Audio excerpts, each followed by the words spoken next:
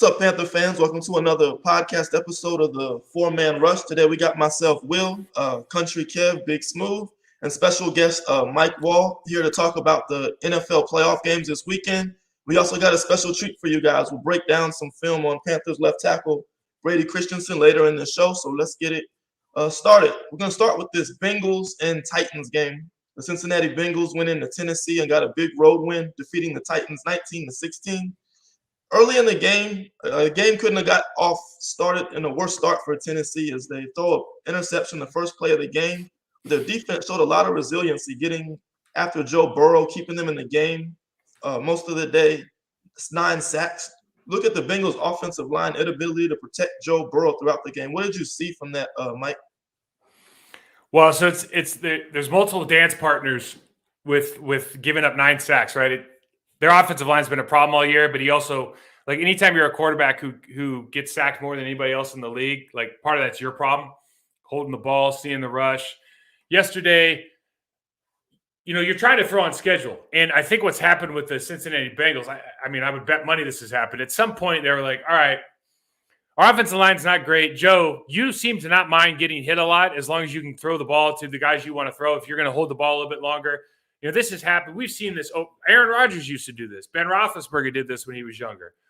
These young guys, they don't quite see the route progressions maybe in the way that the coordinator does.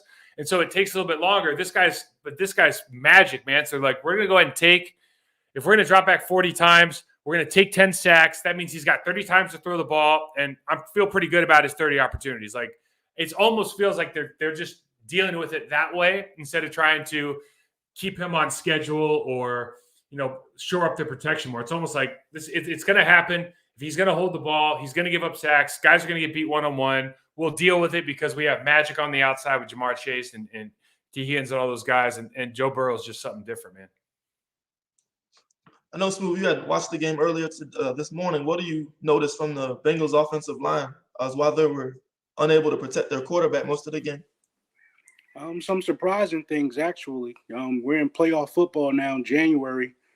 The biggest takeaway I saw was just a lack of communication. Guys didn't know who to block. I mean, I'm going to give the Titans some credit for dialing up good blitzes and, mixing it up a little bit, but you still had a couple of weeks of film to watch on them. So it was really just communication at first. Like, guys were coming free. Nobody was picking up blitzes, and that's just unusual for a team that's been playing all year long together. And then secondly, Jonah Williams, first-round pick, he had some struggles. And it's not that he's not talented. He just didn't look comfortable at times. And those are the two main things. To give up 9 sacks, a lot of it was just communication and a couple individual guys just not playing their best ball. And we all see it with every player. Some days it's just not your day, and that's what it looked like for Jonah. He just wasn't comfortable at all. They were doing a lot of exotic stuff to his side, and it just seemed like he was a young football player. So at the end of the day, he's missed a couple of seasons because of injury. He is a young football player. He does need more reps and more experience. But that's what I got from the Bengals game, and it's just Tennessee was dialing it up, mixing it up, and they struggled a little bit. But if you want to go further in the playoffs, they're going to definitely have to have more time in the film room. And guys got to be comfortable. Like, the communication, I think, is just not acceptable at this point. You've had too much time to blend with each other. Now, Kev, I noticed at times Tennessee was just bringing more rushers than Cincinnati had blockers. And you also saw a guy come free. They'll say the free rusher is typically the responsibility of the quarterback. You think Joe Burrow had a lot to blame for a lot of the sacks he took yesterday? In most instances, I wouldn't say mostly on Joe Burrow. From what I was paying attention to when I was watching over the game, like a lot of times Tennessee was able to create really with their 4-man front, with their 40 front. They were doing basic D tackle, DN twists. I saw a couple of line twists that, at Panther fans, we have seen cause a lot of havoc. I didn't really see anything really exotic done.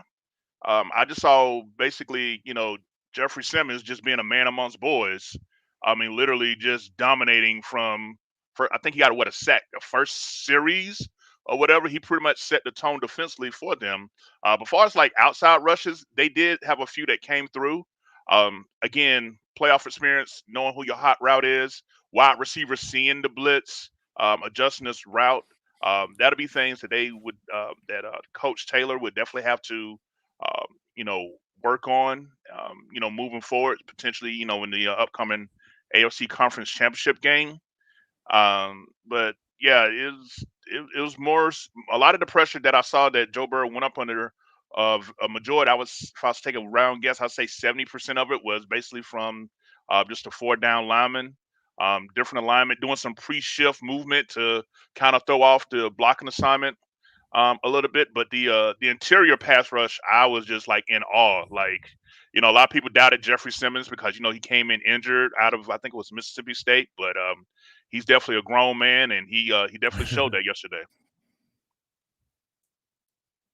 It would be nice to get that kind of production out of our top 10 pick at DT, but I'm just saying. Well, But you don't get to play Joe Burrow every day, man. See, Joe Burrow's the guy. I mean, it's true though. This used to happen. It really used to go back and watch tape on Ben Roethlisberger. Go watch tape on Aaron Rodgers back, like when he first started, playing. And those guys, it's almost like they don't want to have incompletions, so they'll hold the ball and they'll take the sacks. Like they don't care. And when you talk about knowing your hot routes, like knowing where the ball should go if there's extra man. No one as a pass, and this is why it's a team sport, right? There's other things going on than just like the right guard getting the brakes beat off him over and over. But the play caller, this is kind of my point. Is like I think as a play caller, I think Zach has gone like, you know what? We're just going to call our stuff, and he's going to get hit a couple times, and we don't want him to get hit, but he's going to get hit. But he's so magic, and when the ball leaves his hand, like it's so magic that they're just willing to deal with it right now because clearly, like a lot of teams, if they didn't have Joe Burrow, they'd get the brakes beat off him every week. But they'd also be running a lot of routes that made a little bit more sense as far as how long it takes for that route to develop, who understand. Like hot reads would probably be the first meeting they had every single week. And it just doesn't seem like, because we've seen this all year, obviously. They gave up like 60 sacks already this year. And so it just makes me think like they're just kind of set in their ways. Like it is what it is. We're not going to get these guys a lot better. Joe, just go make magic, and we'll see we'll deal with that in the offseason. You mentioned hot reads. One thing I thought they did do a good job of offensively was just getting Jamar Chase the ball a lot quicker. Early in the game, they hit him on that wide receiver screen. He's down in the field 57 yards. He got one-on-one matchup, was able to get open quickly. He started using a lot more three-step drops, things like that, and get him involved early. But still, I just thought we also have to give credit to the Tennessee Titans defense as well. I thought Jeffrey Simmons had a monster game yesterday and showed his dominance as well. On the other side of the ball, looked like the Titans offense was just out of sync most of the game, wasn't able to get anything going consistently. We saw Derrick Henry come back. He had a pretty solid game, but not the typical high production game we're used to seeing from him. Mike, what do you notice of the struggles of the Titans offense yesterday? It's always tough when you have that bye week. Like a lot of times that the guy who comes in from the wild card, like that team has like they're just in a little bit more rhythm, right? Because they've been playing this whole time. It looked like to me, Derrick Henry had some, had to get his sea legs underneath him there for a little bit. He was kind of going down easier than you'd expect given his historical production. And then like I'm a huge Ryan Tannehill fan. Like I was with him in Miami, and I just he just got a raw deal over and over and over again with the staff change and everything that he had, 4 quarterback coaches in 4 years. And so when he got to Vrabel's place and it was solid and stable, and he had an offense that he could run, and they've had the success, it's just tough to see him just 3 picks. That last one just inexcusable, and lose the game basically on that play, and you just go. Unfortunately, like we've talked about this before, guys, there's 4 or 5 guys in the league that can win you a Super Bowl. There's 14 guys maybe in the league that your team can win, and you can kind of bring them along. They're probably in the trailer. And then there's a handful of guys that are going to lose it for you. And gosh, I really thought that Ryan would go out and have a great game yesterday, and it just didn't happen. Now, do you think late in the game, particularly that last interception, when your offense is struggling, do you think quarterbacks tend to try to press more and go above and beyond instead of just taking the easy throws, taking what the defense gives them, Kev?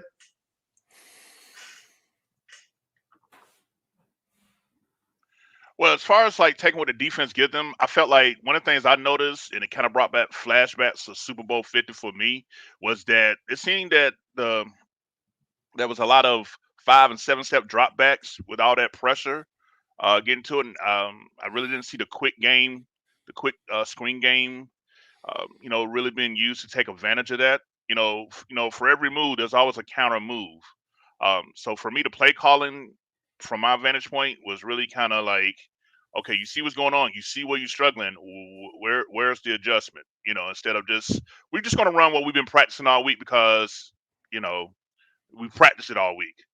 For me, I just felt like that there was opportunities to take advantage of what was being done.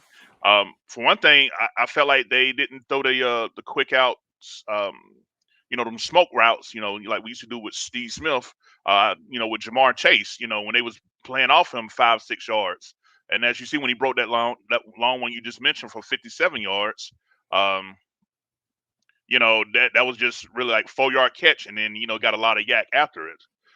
So I think play calling should take a blame, whether it's the offense coordinator or Zach Taylor, whoever gets the final say what play call goes in, or however much they let Joe Burrow audible to that. But that's where I saw missed opportunities was to not help out the offensive line. Smooth, what do you think Cincinnati was doing up front defensively to help, keep Derrick Henry contained for most of the game? I was impressed with Cincinnati's defense, mainly because the talent that they have fits well into their system. Jesse Bates was really comfortable roaming that secondary yesterday. It showed. And then you got to remember a couple of things went their way. With a couple of tip passes, they were able to take advantage of. You got to have a little bit of luck in January, but they had a lot of luck yesterday. And honestly, when it came to Tennessee's offense, I just think they were too reliant on big plays. To keep drives alive, they were going for big plays. A.J. Brown made a few. But you can't really play like that. You got to be consistent. You got to be able to just consistently move the ball up the field. And I think that's where they struggled at. So go back to what Kev was saying. Play calling is a factor. But, again, I got to give Cincinnati a lot of credit because they made him one-dimensional. I mean, who do we see stop Derrick Henry? Not saying that he got stopped. But they had some tackles for a loss. They stopped some drives early. Those are the kind of plays you got to make when you want to win. So, and Cincinnati did a good job of that. They just have a bunch of young talent that fits well into that system. Guys are playing comfortable, and that's not really common when you got a young football team in the playoffs. Right, you look at this last interception from Ryan Tannehill, and I know Mike had said it was inexcusable. I'm going to pull it up on the screen. Really quickly, when you see Cincinnati, it's 3rd and 5. Cincinnati's playing a 3 deep zone. So they got 3 deep defenders, 4 underneath. I mean, you're just going to see this tight end slip out open, underneath. But Tannehill's kind of locked in on his outside receiver. He's pretty, sticky coverage on the outside. And, I mean, it's a good pass breakup, and you get a tipped ball interception there. I mean, Mike, do you just think that's an example of Ryan Tannehill pressing, trying to make a play, or is he just not seeing it? Did he just not see it fast enough? Yeah, if you showed the end zone copy, his eyes are locked from the jump. Like, he doesn't look at anybody else. He's locked in from the minute he drops back, and I guess that's why I said it was inexcusable, right? Because it goes from, it's almost like they call the play and they're like, yeah, and throw it to so and so. Like, they're not giving you options, right? Because if you let that play develop, there's a high angle corner behind that. If the guy's flat foot reads on the curl, you can run the swing, you can take the cross. Like, there's things you can do, and they may or may not get you the first down, but they don't get you a turnover. And because of it, when you get locked in, I know Ryan, like I've seen him get locked in before. And you kind of, unfortunately, like I know what it looks like, and it's just this happens. This happens to a lot of quarterbacks, but it's unfortunate. All right, let's switch gears here and talk about last night's game. We had another upset. 2 road teams pulled off victories yesterday. The San Francisco 49ers beat the Green Bay Packers in a 2 degrees. I guess it felt like 2 degrees at Lambeau Field, 13-10. I mean, we saw Green Bay. I mean, first drive of the game, they looked like the best team in the league we saw all season. I mean, they were clicking, got Aaron Jones a couple good carries, got Devontae Adams involved early in the game. They got a contain San Francisco as well. But then as the game progressed, I mean, San Francisco was just doing enough to stay close throughout the game. And what they like to do is just keep it close and win it in the fourth quarter. And what did you notice, Mike, about the Packers' struggle to put the 49ers away earlier? Oh man, this game broke my heart last night. And the Packers look so good this whole year, and they've been very they've done a really good job of having a balanced offense. And I think they tried to do that for the most part, especially in the first half. The whole game changed for some reason when Mercedes Lewis had that fumble. And Mercedes is probably my favorite Packer, but having that fumble, it just changed the mindset. I don't know if it was the mindset of the way they were calling plays. He actually had some timeout. I don't know if he got hurt during that play, but all of a sudden our second and third string, Dubois and I forgot the name of the other tight end, were in there in like situations where we might need a veteran to come in and make a huge block or make a huge catch. And this has happened before in Green Bay during playoff time. Is guys not named Devontae Adams were not getting open yesterday. And then A.J. Dillon in the second half. And A.J. Dillon got hurt. But maybe the most important thing, we were talking about it off air, Billy Turner, the right tackle, came back. And instead of putting him at right tackle to face Nick Bosa, their best pass rusher, they put him on the left side, and they let Dennis Kelly stay in for the second game in a row and play against Nick Bosa. And Dennis Kelly's a pro. He's been in the league for years, at backup in Tennessee for years. He can play football, but he's like 6'7", 6'8". He's long-limbed. He is not built to play against a Nick Bosa-type player. And now you've got Lucas Patrick playing next to him, who is not the starting right guard.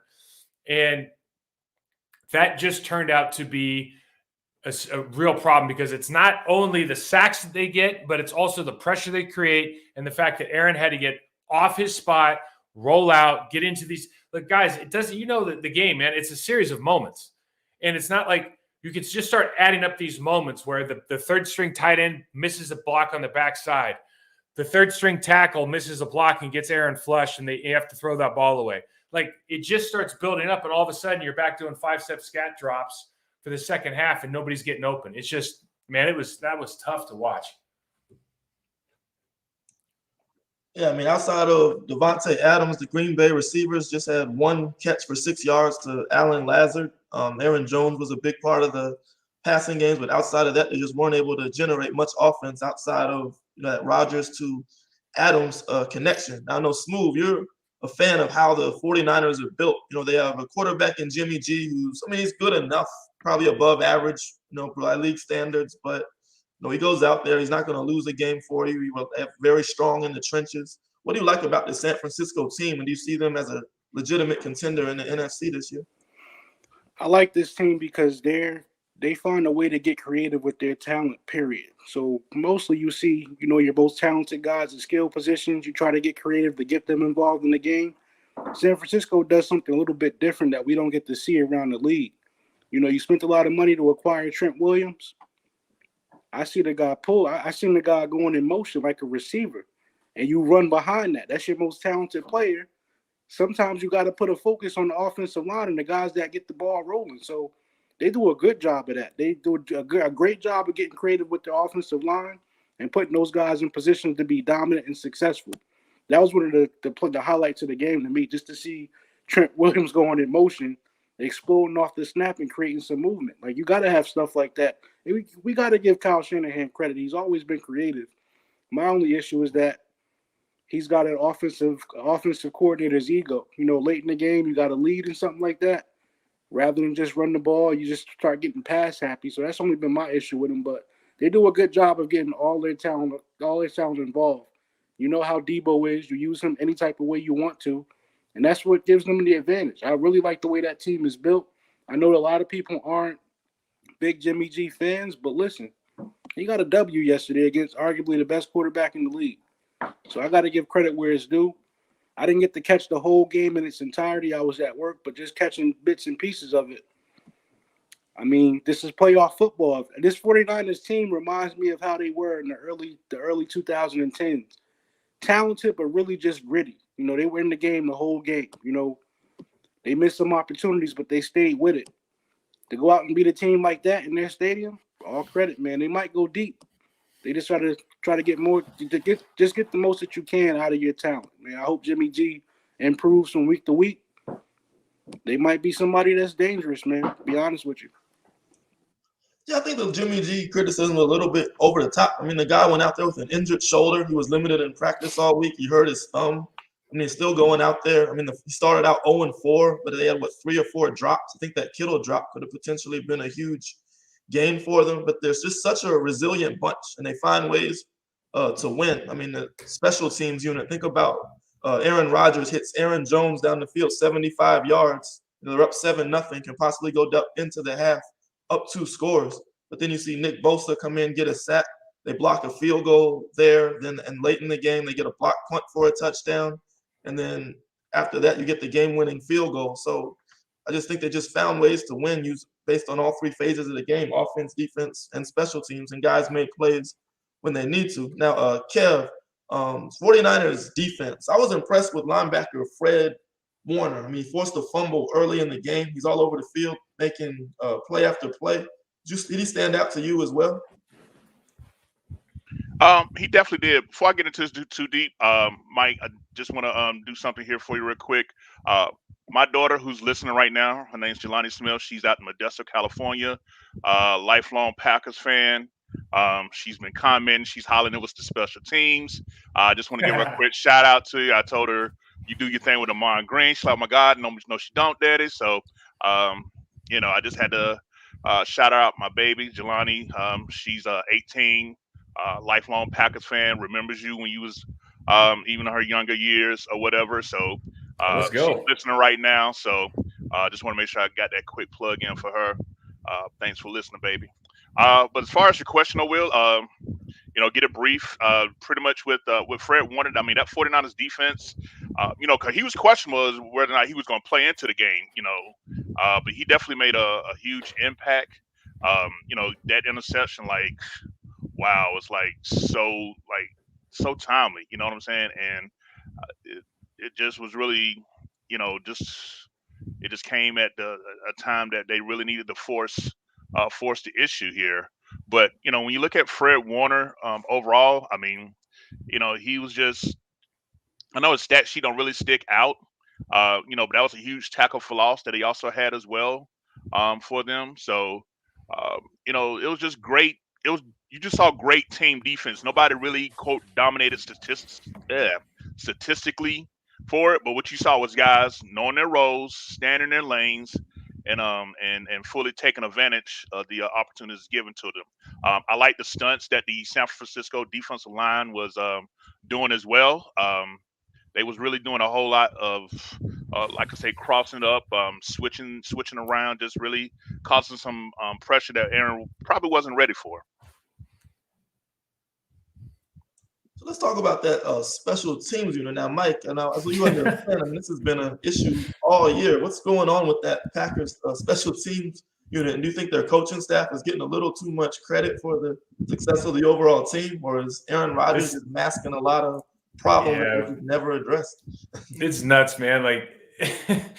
You have a quarterback that's the best player in the league. It masks a lot of problems, and they're with 13-4. They probably could have been 14-3 if they wanted to play that. They made the Lions game at the end of the year, the 4th preseason game. But you go through that year like that, and Matt LaFleur is up for Coach of the Year, deservedly so, I guess. But then you start going, wait a second, you have the 32nd ranked special teams unit in the league. How do those things work? If you were the San Francisco 49ers, for example, with Jimmy G, you're not going to have the 32nd ranked special teams unit and it not be addressed. But we just, having a superstar just masks problems, right? That's just why I like defensive teams. So even though I'm an offensive guy, I love defensive teams because defensive teams, defensive coaches, they leave no stone unturned. This doesn't fly on another squad, man. And it's tough because I think as a Packers fan, if you're in that community, they've been talking about it all year. They're going to cost us a game, and it's just a matter of when. And sure enough, last night, there's other reasons you lose the game. Certainly, we could have played better on offense.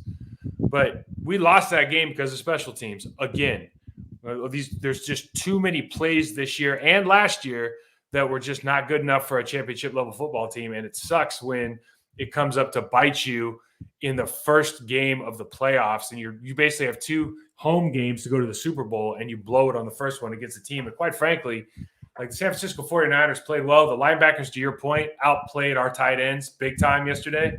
But San Francisco 49ers have no business being in a game with Aaron Rodgers at the level he was playing before last night unless we just make some critical mistakes, and we did. So before we switch gears, you look at the future of the Green Bay Packers. I mean, $44 million over the salary cap, 44 players under contract. Rodgers says he doesn't want to be a part of a rebuild. What do you think the future there is for that team? You asking me? I don't know, man. I'm so whereas like everybody woke up sad this morning. And then he came out and made that statement, and rightfully so. But before last night, I would have said I would think he'd stay, because you just go, there's really no other place. Where are you going to go that's going to give you a better chance to consistently win Super Bowls? I mean, look how good you've done. But then on the other hand, the Niners are 4-0 against them now in playoff games in his tenure, and you just go, well, how the hell is that even possible? And again, it's just these little things. With McCarthy had some demons when they were in Green Bay. Now LaFleur's got this 32nd ranked special teams. And look, when I look at teams that are like always going to be good, I don't care who they are. I don't care who's Mike Tomlin's team is always going to be good. Jim Harbaugh's team is always going to be good, right? Bill Belichick's team is always going to be good. I start looking at those guys and the culture they have, the expectations they have, the standards they have on all levels of their team. And you go, man, Aaron might leave. Like, the Steelers is open. He might leave. I don't know. The Steelers, that right there might lure him away, because they have talent. Okay, let's switch gears here and talk about the two games we have today. We'll start with the Buccaneers and the Rams. I think they play at 3:30 this afternoon. What stands out to you about that matchup, Smooth? I'm looking at a team in the Rams that kind of built like the Lakers, man. You went out, spent a lot of money, got the most talented guys. I think a lot of them are a little bit long in the tooth. But this is a boom or bust type team. They're here to win. So we get to see what Matt Stafford is made of. That's exciting for me. We don't get to see him play in the playoffs at all, to be honest with you. So I'm excited to see how that rolls out. My cousin is the defensive coordinator for the Rams, Raheem Morris. I'm very excited for him to be in this opportunity. A little bit disappointed he hasn't gotten more interviews to be a head coach, but I think he has an opportunity to prove himself today against a very good football team. Guy's awesome. Absolutely. So I'm excited about that. It's a little bit personal. I want to see my guys win. But to be honest with you, he's playing a pretty tough football team, and I think it can go either way. I'm just happy that, these first couple of weeks we've been seeing some really good football, and this week has been outstanding. So I don't know who to pick, man, but I got to root for the night. I got to root for the Rams, to be honest with you. But again, people always tell you don't bet against Tom Brady, right? So I don't know, man. I'm just rooting for the Rams, but we'll see how it goes. I mean, I'm really impressed with the defensive line talent in this game. I mean, the Rams with Aaron Donald, veteran, Vaughn Miller. You got the Bucks with, Vita Vea, Ndamukong Suh still playing at a high level. Jason Pierre-Paul, Shaquille Barrett. Kev, what do you think about these two defensive lines and how they match up today? Oh, I'm definitely excited. Mike, I hit you up in Twitter a few days ago telling you about, man, this is, you want to talk about, the battle in the trenches. Like, this is where it's at, man. Like, you literally could make a Pro Bowl, All-Star, All-Pro lineup with just between these two teams. For real. Of course, everybody in the world knows about, Aaron Donald. Like, he's in a class by himself. Like, it's just him. But when you look at, a Greg Gaines, coming in. I know you mentioned, Floyd, who's like a linebacker, but they'll put him down, like an edge rusher, at times along with Von Miller. But the Rams, they smell blood in the water. I feel like, with this game. I think Tristan Wirfs is officially out for this game. Last I checked, and I think that the center, I think he's going to try to play for the Bucks. I'm trying to think. Ryan of his Jensen. name. Yeah, Ryan Jansen. Yeah, he's listed as questionable. Two high ankle sprains. As someone that's had a high ankle sprain, I mean, I don't know what drugs are out there to try to mask it, Mike. But that's if he's going to attempt to play on that and have to deal with, Aaron Donald sitting there either as a one technique or whatever, zero tech, or however they decide to line them up, because they'll slide Donald anywhere from the 0 to the 5. he's gonna have a long day ahead. Because that ankle, if you can't get you're not comfortable with your footwork, you're gonna lose a lot of battles in the trenches, especially with someone as talented as diverse as what the Rams bring to the table. Hey, Mike, quick question, man. Really, Quick question. Sean McVay versus Todd Bowles. One thing I love that Sean McVay is able to do is how the different ways he's able to scheme Cooper Kupp open. They bring in Odell Beckham Jr. Now they have a great complement to him. The way he's able to run the ball. I mean, what do you like about Sean McVay's scheme, Mike? And what do you think Todd Bowles will need to do to neutralize that attack? I think just what you said. He does a really good job. Cooper Kupp's just having an unbelievable year. But when they brought in Odell, he was going to be a complimentary player, and then they had another injury at the wide receiver position, so everybody knows. And between him and then Sean Jefferson's kid, Van Jefferson, they are really coming into their own. I think as a unit. Odell is just one of those guys. He is a difference maker. We saw him make the passes last week. He's catching touchdowns now, so he's become like an integrated part of that offense. And we know what a threat he is. I like Sean McVay's. I mean, everybody's running the same offense. They're like half teams in the league. Like this is Matt LaFleur's offense, Kyle Shanahan's. I mean, they're all kind of the same, right? And you see that they have creativity. They try to get their good athletes into space. They try to use a little bit of eye candy and make sure the defense has good eye discipline. And they get into problems when they have to throw the ball. I mean, when they have to drop back, like their offensive line, I think they played really well last week, but I would have bet money, or I'll continue to bet money, that Tampa's defensive line is better than the Rams' offensive line. And so if I'm Todd Bowles, I'm lighting up Stafford early. Like I want to get him hit. I want to get in his face. I want him to know if it's, whether it's Shaq Barrett, whether it's Devon White coming up the middle, whether it's Vita just bull rushing a guy into his lap. I want him to know that we're there. I think this is going to be another one of those games that we've seen a lot of this year, is where you're going to play a lot of like cover two, make him take the game the distance, make him have an 18-play drive, and just be comfortable knowing that like we'll probably get home with 4. We've got probably the 2 best tandem linebackers in the game right now in Tampa Bay, and let's just lean on our guys. We got all our defensive players healthy. Todd Bowles, like you don't need to do a lot here, because I think you can get home with your guys, maybe bring a pressure every once in a while, but just really let's hit Matt Stafford and let's prove he can be a big time player, because the jury's still out, to be honest. I know that they won last week, but it's, his resume is not demonstrated that he's going to be a great playoff quarterback. I know. Well, go ahead. Let's go ahead, Simon.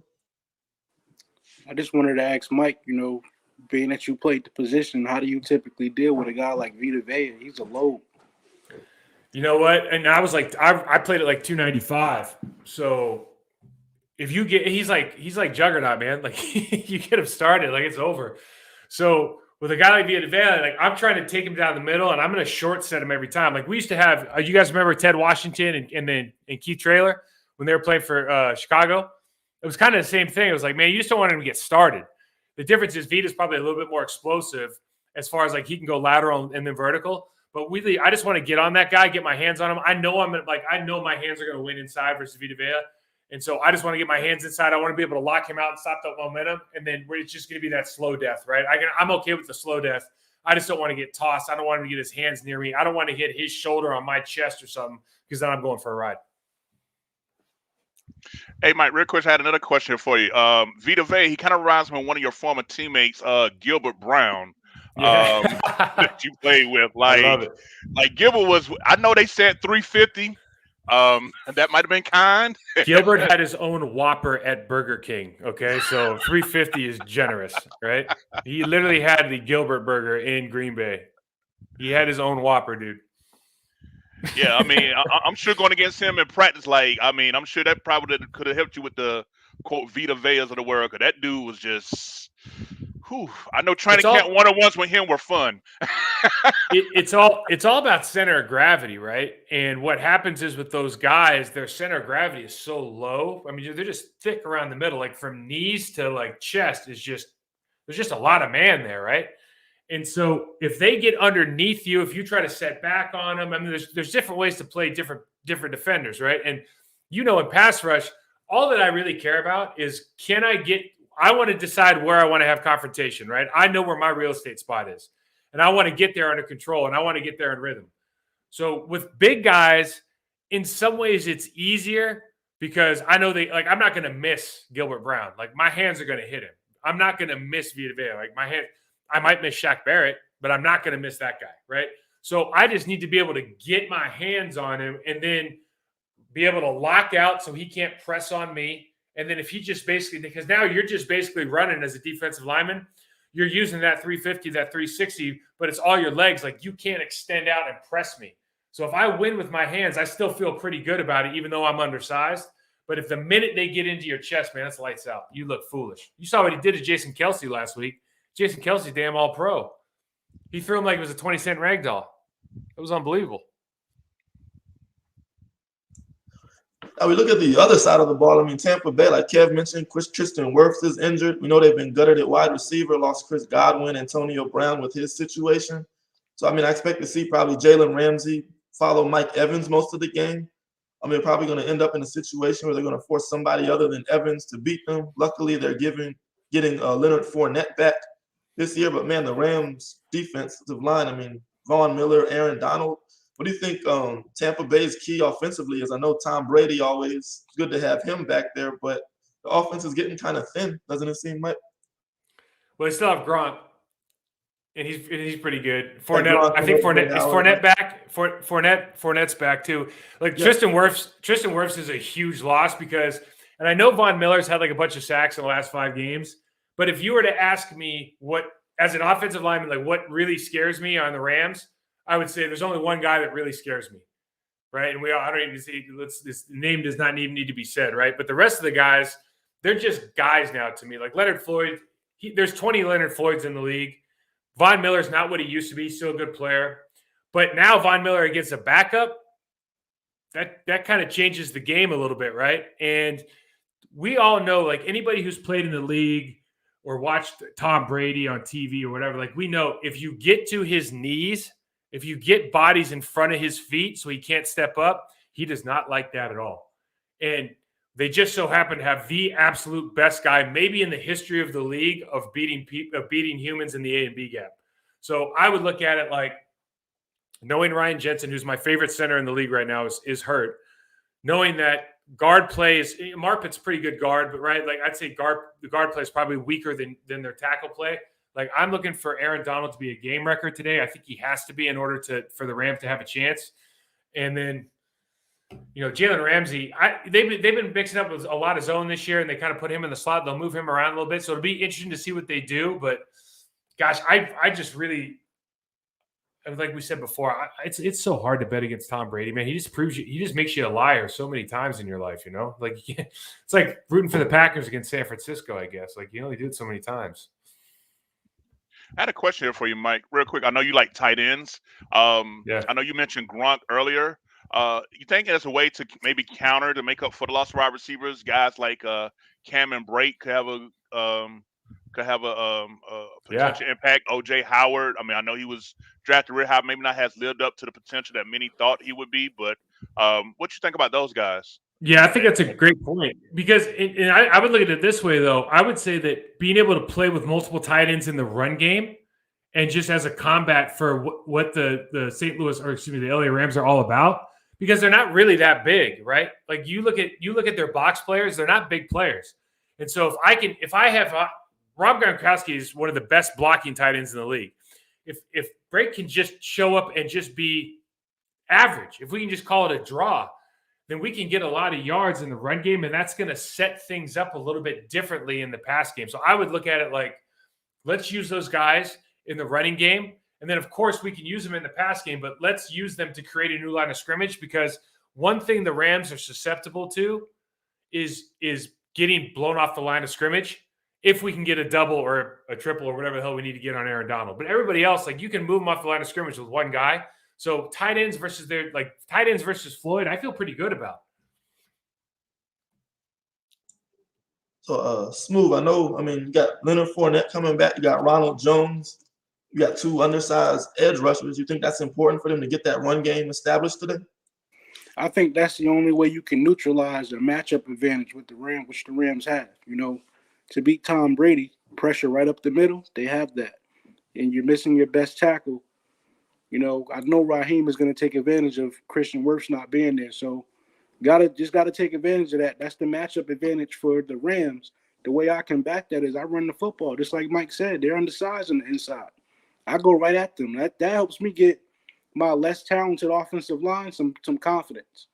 That's how you beat a team like that. Run right at them. That's what I would do. So Leonard Fournette, we know what he is. He's healthy today, like Mike said. They got a staple back there with just a bunch of different guys that are physical running backs, and they can set the tone early. So to me, that's how you beat a team that is more talented than you. You set the tone. You control the way the game goes. I'm running right at them. I know you expect Tom Brady to have a big day, but I think the run game is what helps Tampa Bay win this one. There you have it. There should be two great games this afternoon. We got the Bucks and the Rams playing first, and then the primetime matchup with the Bills and the Kansas City Chiefs. I mean, it's probably the game of the day. I mean, could be the AFC champion coming out of this game. I mean, what stands out to you about this game, Mike?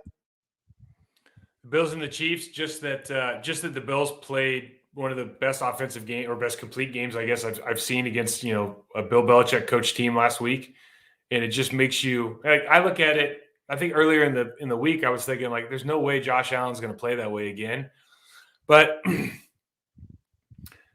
the Chiefs don't start fast. I mean, they've had, even during Super Bowl runs, they've had these games where they're down a bunch. I remember they were down like 24-0 to the Texans a couple of years ago. I mean, they do this from time to time, and it's just, this doesn't seem like one of those situations where they can get down and it's going to be okay. Like they're going to be able to make up for it.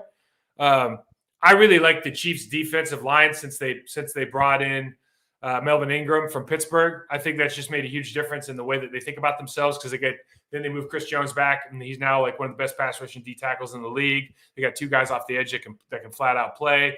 I like the way their linebackers have been playing. So I like the matchups here all over. I think this is going to be a super entertaining game.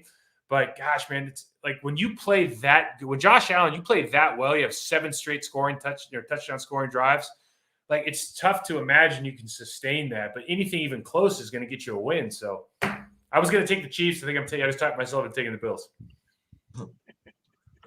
Chiefs, I mean, back-to-back Super Bowls. They won one, and they lost the Super Bowl last year, and they were just so banged up on the offensive line. They lost their starting left tackle, had to move Rimmers to left tackle.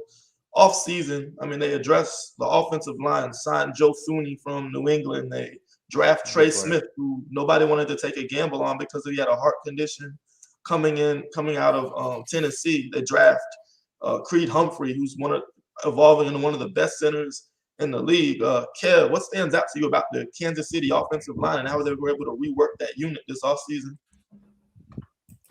Man, when I look at the Kansas City's offensive line, I ain't gonna lie, as a Panther fan, I get sad because two of the players that me and Big Smooth did, and Mike, if you ever get a chance, check us out. We're getting ready to start dropping our draft profiles where we do a thorough breakdown, weaknesses, strengths, and everything. We started it last year.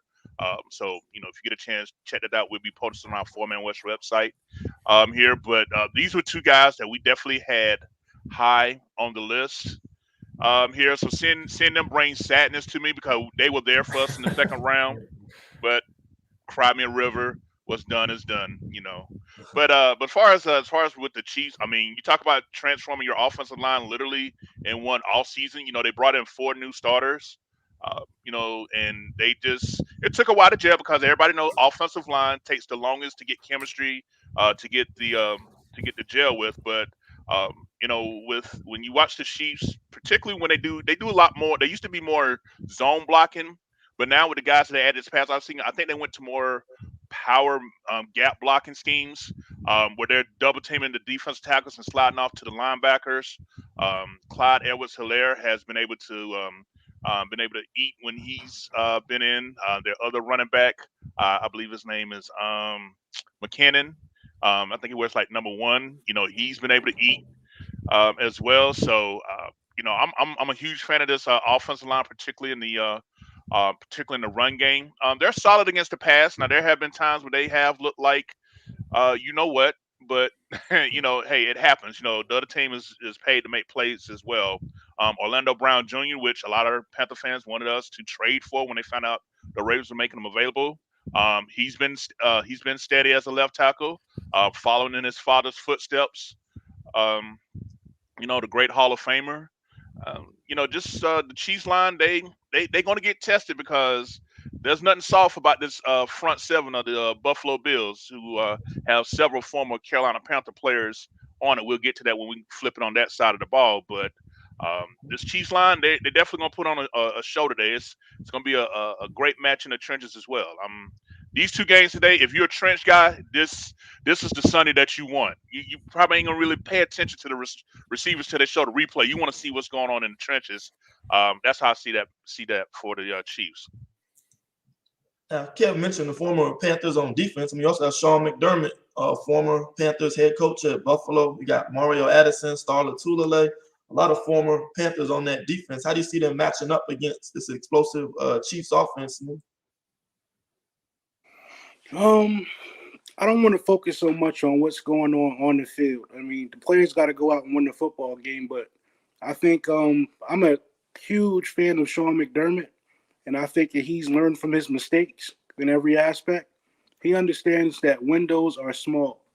This team has been steadily getting better every year, but that window to win one is small. So I think his team is going to come out with a different type of focus. I think that this is their time. I have the Bills getting to the Super Bowl, not winning it necessarily, but I have them getting there. And it is a tough matchup because I love the Chiefs' offensive line. Now, you talked about centers earlier, Mike. I'm a huge fan of Creed Humphreys, although my favorite center in the league is Frank Ragnow. So I'll disagree with you on that. The Lions guy's good too, yeah. They missed him. Trey Smith as well. I mean, Mike, I was so frustrated, bro, because we took a long snapper in the 6th round that we didn't even sign. Trey Smith was right there. So it's like long snapper. We took a long snapper. We took a long snapper that didn't make the team. Man. Over Trey Not Smith. even a kicker. That's terrible. I'm a big fan of the Chiefs in the trenches, but I just think that this is going to come down to coaching.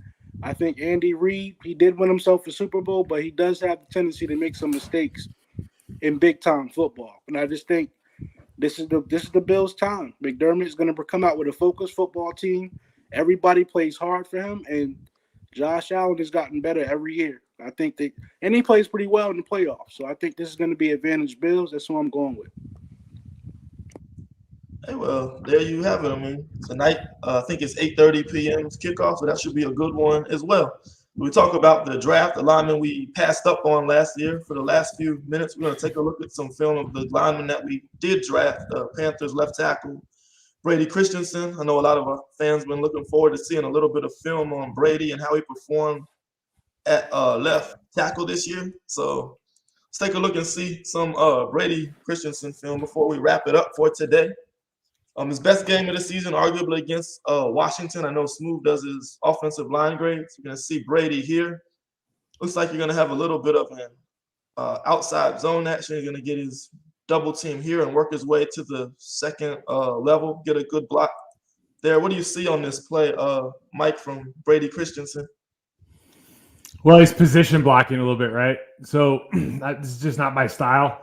I like to see guys come off the ball, especially when you have inside help. You want to come off the ball, and I want to set a new line of scrimmage. I want to put both hands on that guy's chest. I'm just pushing straight through, turning that shoulder and rising. I really want it to be violent, right? And you can't do that unless you have a good stance, loaded hips, and great initial footwork. So what I just draw from this, like initially, is that he's a good athlete. He can rise, he can move in space, but technically there's some things lacking that could really make him an explosive player. Right now, let me get mine because my point goes in line with Mike. The first issue I have is just his stance. He's not able to get in a good football position, and you'll consistently see that play after play after play. And it blows my mind because if you look at his numbers as far as performance, he has a really, really good broad jump. He's an explosive football player, but technically he can't use that athleticism just because of the way he's coming out of his stance. Yep, and real quick, if I can throw my little jab in here, if you just like you saw my head, how his feet are aligned, if you see a lot of wasted steps, and if you're running a zone play, you can't have any wasted motion. I mean, it's several false steps that he's taking here as he, reaches. Yeah, does he get to the second level? Yeah, but he's just not bringing in, excuse my language here, Mike, enough ass with him when he, as you mentioned, when he comes through, and he blocks, but he doesn't block him, if you get what I'm saying. All right, let's switch gears here. So it's the second play. We're looking at Brady Christensen against the Washington team here. He's going to try to reach block, get to the outside. Christian McCaffrey's going to get to the edge. Anything stand out about this play? It's exactly, you might as well be running the same play, right? As far as, there's kind of the way you look, the way you build out everything. It's like if you go to the weight room and you have a strength and conditioning coach and they teach you how to like power clean, right? There's movement patterns that you build out in order to make a block. So blocking's not just go over there and block that guy, right? There's things that matter. The first thing is your stance, like you talked about. Are you loaded hips? Are your feet in a position to be successful? Then you got to look at your initial footwork and your hip height. Are you keeping your posterior chain loaded so you can explode through that defender? He doesn't take aggressive footwork. Right now, this is position blocking. He's almost about to cross over here. You see his backside hand is outside the cylinder. It's outside his phone booth, so he can't engage. So he's not going to win with that inside hand. So there's just like, again, you're just whatever. And this happens in the NFL all the time. Whatever you do, positive or negative, is just based on you're a good athlete. You're out there. You know where you're supposed to go. You don't necessarily know how to do it right now. And so it's always hard. You can look at him and say athletically, yeah, there's something there. But to your guys' point, he might be the most explosive athlete in the world. You'd never know it because he doesn't know how to utilize it. Right. Okay, so here we have a pass blocking rep from Brady against Washington. I'll let the play run, and I'll let you guys talk about what you see here. You guys go ahead. What do you think about it? Smooth, you want to talk about this pass blocking rep? Excuse me. YouTube go back to it. I just want to see his initial first step. What I do see, I'll wait till this commercial's over. Give me 1 second. And while he's talking, it's always interesting. I like to base everything off kind of like weight room, strength and conditioning coach, movement patterns, right? Right. And one thing that we see a lot with linemen is you see, especially with tackles, you'll see because they don't have good ankle mobility, they'll kick their I can't see my feet, so my hands are going this way. So you'll kick your foot out towards the sideline. And and what we've done is as coaches, we've adopted this idea that like, oh, that's your kickstand, but what happens is just from a movement standpoint, I want to be able to use my posterior chain. That's the strongest kind of link in my body. I'm talking about my calves, my hamstrings, my glutes, my lower back. Right. And when I turn my foot, I'm actually cutting off the ability to flex my glute as hard as I want. And what that's basically doing is that is making it extremely easy as I kick back for a defensive lineman to open me up, right, and get my chest pointed towards the sideline. And now I have a 2 or 3 way go. I'm not as strong as I want to be. And so right. when we talk about this, like just starting with the basic stuff, the stance, that's why he opens up so easily. Even though you have a successful play here, you have a successful play. Congratulations. But if he pressed you, you'd open up even worse like a can of sardines just because you're going to point that foot towards the sideline too fast. Right. You have anything you want to add? They're smooth. Okay. I agree 100%. Just he's not square enough for me. Right. I routinely see this though, so I'm glad Mike was able to give us some perspective and maybe explain it to our fans in a different way because I sound like a broken record. Right. Same thing every week, and I'm gonna hold the coaching staff accountable because, like I was telling you last episode, I didn't see much growth from individual players on this offensive line throughout the year. It's not just Brady, but where's the growth in mechanics? I just don't see it, man. I'll tell you what happens a lot, and I don't know this is the case with the Carolina Panthers. I do not know this, but I'll tell you what happens a lot. You come in and you had a college offensive coordinator, right? So who's coming up with the practice schedule on the offensive side? Offensive coordinator. And what happens a lot is because we got scheme guys everywhere now, right? Everyone's a scheme genius. And we just forget about teaching our athletes to be the best at the basics of the sport. And so individual period, like the time that an offensive line gets to do work goes from, I don't know, do we used to have 25 minutes, 20 minutes, down to 15, down to 10, down to 5? I remember my first year in Miami, we had a 4-minute individual period for Wednesday, Thursday practice. Think about that. 4 minutes. How are you you got to find a way to do it. There's never excuses, right? At the NFL level. But how are you as a coach supposed to convey information and get that many people better in 4 minutes without going, hey, listen, we got to start doing before our pre-practice routine, post-practice, like we got to get so much more work out of you guys because it's not going to get done otherwise.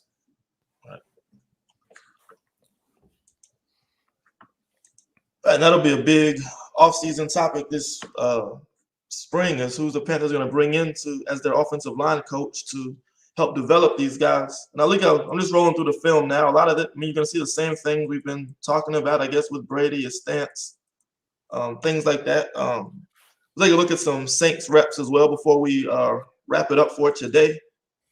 Smooth, what do you see here on this pass blocking rep coming up from Brady against, I think that's the linebacker.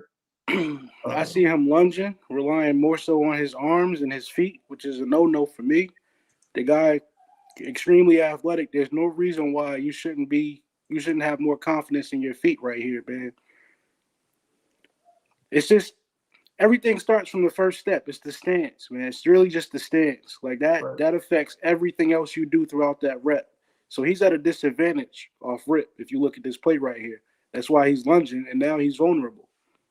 It's not really complex with this situation, man. I think he needs to have a hardcore offseason, get with somebody like Big Duke or Willie, and get his mechanics in order. I think it's all mechanical for him because he's a extremely athletic player. There's no reason why he can't be a good football player. He just has to improve mechanically. If you don't mind, Mike. And Mike, I just want to ask you a question here, real quick. One of my criticisms of Brady Christensen's, like you said, he doesn't bring enough nasty to his game. If throughout his breakdown we saw him in college and so far in the pros, is that nasty instinct? Is that something that can be coached, or is it that simple one thing? Either you got it or you don't in your experience. Like as far as when it comes to just spit, snot bubble, taking it to the guy, or like, is that something that can be coached up, or is that if he ain't got it, he ain't got it? I think to a certain extent. Now, listen, there's just people who love the violence and there's people who don't, right? But I think to a certain extent, what we can always coach is how to finish through the whistle, and it really just comes down to, guys, and everybody who's ever played sports knows this. Like, if you're confident in what you're doing, you're going to carry yourself with a different demeanor, right? And when you carry yourself with that kind of demeanor, you're okay starting, through the whistle confrontations. You're more comfortable finishing plays. And so I think, the best coaches that I've ever been around in any sports are the guys that have the attitude of, hey man, we're going to go work hard, kick ass, and enjoy doing both. And that gives you that preparation confidence. That gives you kind of the authority, the internal authority to go out there and be a little bit more, hey, I'm going to finish this guy to the ground. I'm going to finish through the whistle. I'm going to push him over the pile. They might not naturally be that way. Jordan Gross was one of these guys. Remember Jordan Gross? Jordan Gross is the nicest guy in the world. It used to just baffle me because he was the nicest guy in the world, but he could be violent. Like, he could just toss. I saw him toss Kevin Williams on the ground like 3 times in a row. I couldn't believe it, right? But it was because he was so confident in what he was doing. And so you can be a nice guy and you can be kind of a happy-go-lucky guy and still be a violent player, but you have to have that confidence. And right now, like when we look at this Brady Christensen, guys, we can all probably agree. Can he play in the NFL? Absolutely. Does he have to get like remarkably better this year and be comfortable with his hip height, be comfortable with his initial footwork, everything you guys talked about? Like, he's got to get demonstrably better in order to be a winning player in this league next year for the Carolina Panthers. Mike, one more thing you'll notice is how often do you see him actually win the leverage battle? He's rarely getting under guys. His default, the first time I watched 10 snaps of this guy like last week, right? As you guys had talked about it, and his default is to stand up, right? Like, in other words, Trent Williams' default is to kind of sit in that hip hinge position, like he's going to do a power clean. or Tristan Wirfs' default position is to sit in that hip hinge position. This guy's default position is to stand up, and so he'll become a waist bender. And there's a difference between a waist bender and a hip bender, right? We always just talk about waist and knees, but it's really, can you bend your hips? Can you load your hips for violence? And you can get there. And it's just being disciplined. We just call it are you comfortable being uncomfortable? Can you get there? And it just takes time, but that's why he loses these leverage games, because initially we talk about in the pass pro game, like, I don't want to see your numbers. Like, I don't want to see 70. I want you over, like you're playing defense. Like, a hip hinge position is the mechanically best way to go. We've taught our athletes, we've taught our linemen to have our chest straight up and down, but we are literally the only athletes in any confrontational sport that actually are doing that. It's just tradition. It makes no sense. You think about mechanically what the best way to move and what the best way to give and absorb pressure is. It's not that. And so we just got to teach guys like this, hey, man, you got to sink your hips down so we can have more success. All right. And if I'm allowed to ask Mike one more question, I don't know how much time we got left. And I listened to the podcast episode from last week. I didn't hear this answer, but if it was in a different way, forgive me for asking again. But Mike, it seems that the most offensive linemen that the Panthers have seem to be fitted more for zone blocking. But multiple times Matt Rule has said mid-season and out-season wants us to be more of a power run game.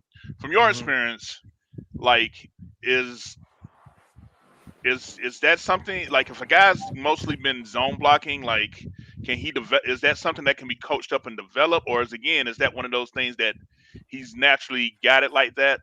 Because I just don't see it from what the film watching me and Big Smooth had, that we can be this power run team that our still current head coach says that he wants us to be, because he just values too much of the RAS scores. And I heard how you shot that down a lot last week. All the analytics, that seems to be what's the crave.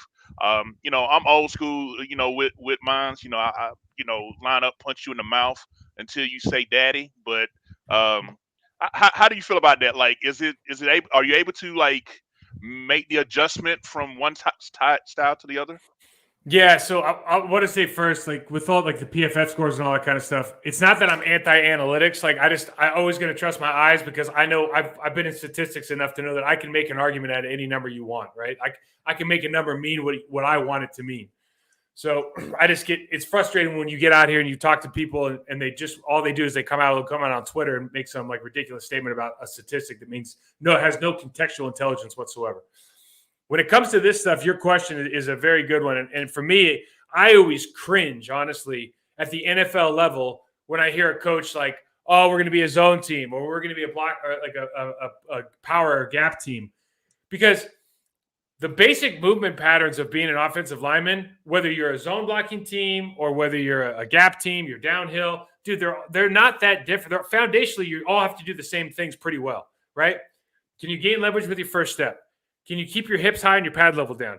Can you come to balance on your second step in a position to strike with your inside hand? Like, it doesn't change. These things are always, and we talk ourselves in and out of, like, are we able to do this? Are we able to?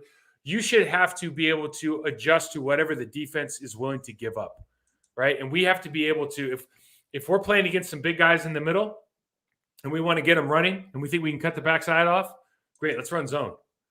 We got some small guys in the middle, and we know we can get downhill on double teams. We should probably be able to do that, right? And for me, the key of having a successful offense is when you build out your plays, they have to be built on these concepts. So, for example, I want to build out a concept that is an inside zone play to the right, or let's say we're running our power play to the right. So we got our 96 power to the right. Okay, off of that play, I want to run our keep pass. I want to run our boot. I want to run a drop back play action. I want to run a flick the other way. I want to run a reverse. Like, I want to run a backdoor cut on that. I want to run an RPA. Like, I want to run that so my players get full speed reps on that specific technique over and over and over again, so that I can be a high performer in whatever we're running. You see what I mean? You guys have been at practice before. Let's say we run like 96 power, bang, 96 power, great. And then it's like 96 power keep pass. And what does everybody do? They stand up, they go half ass, and it looks terrible. right? And they change their stances. They do all this nonsense.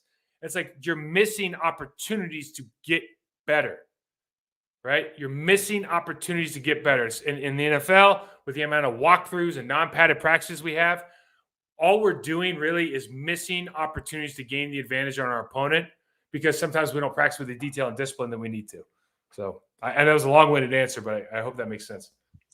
And I Yeah, know you we nailed it. mentioned that Mike mentioned PFF. What people need to realize is that PFF is a results-based grading system. So a player can, if he doesn't give up the sack, he's going to get a positive grade. But as we saw with Brady Christensen, he had some reps where his technique wasn't correct, but he was still had the end result was right.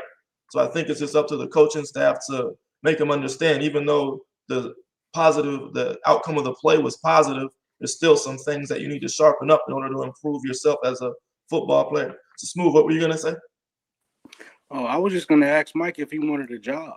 Maybe there's a way to apply. What's the application process like over there? That's all I'm asking, man. I like what you bring to the table. I think it's a Man, lot. I tell you what, dude, I love developing players. Like, I love it so much. I love football. I was out of football for like 4 or 5 years, and I just love being around. I love talking about it. I don't know. Yeah, I'm always trying to figure out what avenue is the best avenue for me as far as being with teams, just developing individuals, talking to guys like talking to you guys, and or working with coaching staffs on kind of developing their culture. I love all parts of it, man, and it's so exciting when you get the chance. You think about this, guys. Like we love football, right? But those guys, they're literally living the dream, right? They wanted to do that stuff that they were 6 years old. Like in 3rd grade, I wrote a paper about that. The teacher asked me what I want to do when I grow up, and I'm gonna be a pro athlete. And she was like, "This is a true story." She was like, "No, I want you to write something more realistic." I was like, "I'll take the bad grade, okay?" Because that's what I wanted to do when I was a kid. That was my dream. And so when I see an opportunity with these guys that are like completely committed to being their best, and you have these phenomenal athletes, you can actually go help them, and they're not getting what they need, man, I get super passionate about it because I see guys, I'm like, man, you could be so much more. Like you could do everything that you told your mom you were going to do when you were 10 years old. You could do it. It's right there. And we just don't give them the tool set to be successful sometimes, and it's frustrating. But, yeah, I love this stuff. I love it. Did you ever get a chance to go back and tell her, "Oh yeah, by the way, I did become a pro athlete"? No, man, I don't even remember. You know what? It's one of those deals where I came from a small town. I grew up. There was like one stoplight, and it was as soon as I left, like everybody, not just me, but like the way that town works is like once you leave high school, your entire family moves. So I had no reason to go. I think I've been back like twice in my life. All right, so we're a little bit over an hour, so we'll try to take a couple of fan questions before we call it a day. First question is from Bill Spears, good follower of ours. He says, "Might see the glaring handicap of short arms of Christensen." I love it's a leading comment at the end there. No, I don't. I think like I was good friends with John Ogden. John Ogden he could tickle your nose from like across the room. His arms are so long. So I get it. But you guys know this, right? What is the number one problem for offensive linemen right now in the game? It's defense. Good defensive coaches are telling them, "Hey, I want you guys to smell their breath before we make a play." Like I'm attacking elbows and armpits. And we're not doing a great job of teaching guys how to lock out because we're not in good body positions like we just showed with Christensen. Like if you're leaning over, you're not going to punch and extend. You're not going to lock out like you should. So it's not about arm length. It's like, do you have your body position right? Is your footwork right? Are you square to the line of scrimmage? Like, are you doing all of those things? And then we can have a conversation about, oh, maybe his arm's like an inch too short. But no, that's not a big deal to me. Okay, this next question from, sorry, I can't pronounce your name or username. It says, "What's more important, the technique or the results?" You asking me? Yeah, that was this next question. What's more important? So it's a results-based business, right? So there's kind of obvious answers here, but because here's my plea to an NFL organization. Because it's a results-based business, we already know what the results are. It is so important that you focus on your process of doing things the right way, and you have something you can stick to, and you have the character stick to it when the results aren't exactly what you want. That's what makes up a great organization, a sustainable. That's why Mike Tomlin wins. That's why Harbaugh wins, right? That's why Belichick wins. Because when it's not good, they don't just jump ship and start, putting their palms up. And so they're both important for different reasons, because you're going to get fired if you don't get one, but you're going to get fired if you don't institute the technique and the process. Okay, great. It was like this last question from Kevin's daughter, Jelani. What do you think the Packers' goal in the draft should be this year? So they're going to have a late draft pick, right? Late round 1. I would say, like, for me, if there was a really good tight end available, I would say a really good tight end. I don't think we need anything else on offense. And then defensively, I don't feel great about I like Amos. I don't feel great about Savage as a safety. I think we have a kind of a wealth of talent right now with Jair Alexander coming back last night at the DB position. But in this game, I just don't think you can have enough guys that can just really come up and tackle well. And I would probably look at a safety. Okay. All right, great. Well, thank you, everybody, for tuning in this afternoon. Enjoy the games later today. Before we sign off, Mike, you have any final comments you want to tell everybody? No, just thanks for having me on, guys. I love talking ball with you. I'm really it picked me up because I was really depressed about the Packers game last night, and I almost forgot about it until I just brought it up again.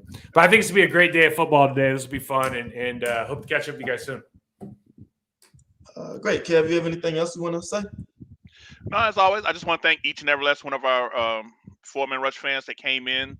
Thank you for following us like you do. I know we haven't had a winning season since we've been on in 2018, but appreciate it. Appreciate all the questions. Have for Mike. My inbox be flooded. I'm like, hold on, let's just make sure he's coming on. So you definitely have generated a lot of interest. So again, we want to thank you for taking time out your busy schedule to be with us, and hopefully we can do it again real soon. All right, Smooth, you have any final words you want to say before we sign off for tonight? No, y'all know I like to keep it short. I appreciate you, Mike. I'm learning a lot, talking to you week for week. Otherwise, keep pounding, man. All right, well, there you have it. Again, thanks everybody for joining us. Hopefully, you enjoyed the recording today. If you missed it, it'll be live on YouTube, Twitter, Facebook, or all of our podcast platforms with iTunes and Spotify. Make sure you check out Mike's Twitter handles and his screen name right there. Check out his website, process2perform.com, and I'll enjoy the games. Keep pounding, and we'll